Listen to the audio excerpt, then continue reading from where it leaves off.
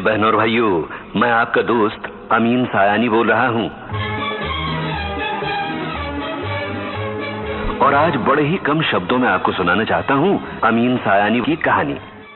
मैं करीब 9 साल का था तब मेरे बड़े भाई मरहूम अमीन सायानी साहब, जो मेरे गुरु रहे हैं ब्रॉडकास्टिंग में, वो मुझे ऑल इंडिया रेडियो के बॉम्बे स्टेशन में ले गए थे। उन्होंने मुझे कहा कि तुम अपनी आवाज़ इसमें रिकॉर्ड करके खुद सुनो। तो पहली बार जब इंसान अपनी आवाज़ सुनता है ना, हम तो अंदर से सुनते हैं आवाज़, बाहर से नहीं सुनते, इसलिए जो वायर रिकॉर्डर पर रिकॉर्ड करके फिर मुझे अपनी आवाज़ सुनाई गई तो मैं चौंक पड़ा कि भाई ये मेरी आवाज़ है। राज की बात बताऊं, मेरी आवाज़ कभी अच्छी थी ही नहीं। मैं तो बस जो सोचता हूँ, जो समझता हूँ, जो थोड़ी बहुत सूझबूझ है मुझ में, जो दिल की बात है वो मैं कहता हूँ।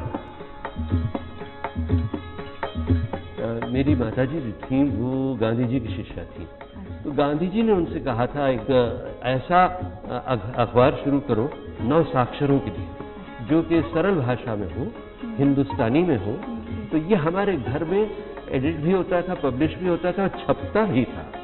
तो मैंने इसमें एक प्यून की तरह शुरू किया काम और धीरे धीरे भाषा भी सीखता गया। हमीद भाई चाहते थे कि मैं अपने कॉलेज की पढ़ाई पर ज्यादा ध्यान दूं। मैंने पढ़ाई से ज्यादा कॉलेज पर ध्यान दिया, क्योंकि वो था बंबई का सेंट जेवियर्स कॉलेज, जिसके टेक्निकल इंस्टीट्यूट में ही रेडियो सिलोन के लिए प्रोग्राम रिकॉर्ड हुआ करते थे। फिर एक दिन ऐसा आया जब जरूरत महसूस की गई एक ऐसे नौसिखिए कम उम्र नौजवान की, जो कि बिना का टूथपेस्ट बनाने वाली सीबा कंपनी के लिए आधे घंटे का एक स्पॉन्सर्ड प्रोग्राम लिखे भी, प्रोड्यूस भी करे, बोले भी और साथ ही साथ सुनने वालों के भेजे हुए पत्र भी छाटे और जांचे। और यूं 1952 के आखिर में शुरू हुई बिना का गीतमाला।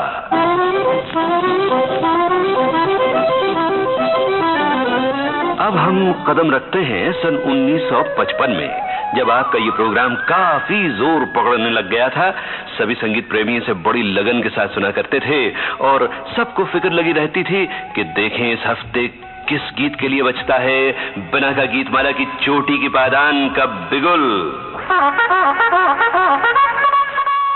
जब मेरी शादी हो गई तो मेरी बीवी ने एक बात बताई मुझे, और वो ये थी कि शादी से बहुत पहले और एक बार बहुत गलती से उसने मेरा प्रोग्राम रेडियो पर सुन लिया, और जब सुना तो अपने भैया की तरफ मुखातिब होकर कहने लगी कि ये कौन बोल रहा है, इससे कहो ना कोई कि ना बोले, बंद करे, tell him to shut up.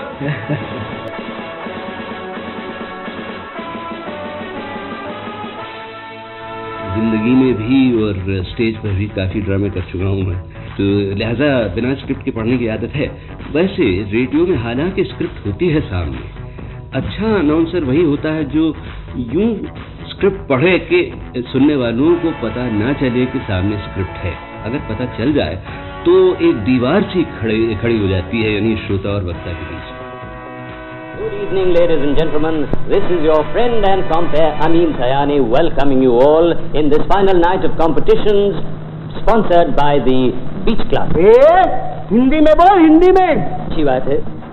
और साहब मुझे बहुत शौक था कि मैं स्टेज पर तो काम करता ही था, बहुत ज़बरदस्त काम करता था। मैं सोचता था कि स्टेज क्या चीज़ है, मैं तो फिल्म स्टार बनना था, मगर कोई मुझे रोल नहीं देता था। आखिरकार जब लोग आने लगे मेरे पास तो या तो वो मुझे अनाउंसर का रोल दें या तो फिर विलन का रोल दें। तो 2-4 फिल्मों में मैंने अनाउंसर का काम किया। मैं जो बोलता हूँ बड़ी सरल भाषा है, क्योंकि मैंने कुछ और सीखा ही नहीं। और ये कम्युनिकेशन की भाषा जो है ये 2 पहियों की गाड़ी है। इसमें एक पहिया बड़ा और एक छोटा हो जाएगा तो गाड़ी लुढ़क जाएगी, और इसीलिए ज़रूरी है कि हम जो बोले, जिससे बोल रहे हो वही भाषा बोले। एक गालिब का शेर है जो कि ये भी मेरे कम्युनिकेशन के जीवन का आधार है कि या रब न वो समझे हैं न समझेंगे मेरी बात है, या रब न वो समझे हैं न समझेंगे मेरी बात, दे और दिल उनको जनो दे मुझको ज़बां और। तो मैं हमेशा ये कोशिश करता हूँ कि मेरी ज़बान इतनी अच्छी हो, पावरफुल हो कि मैं लोगों के दिलों तक पहुँचूँ।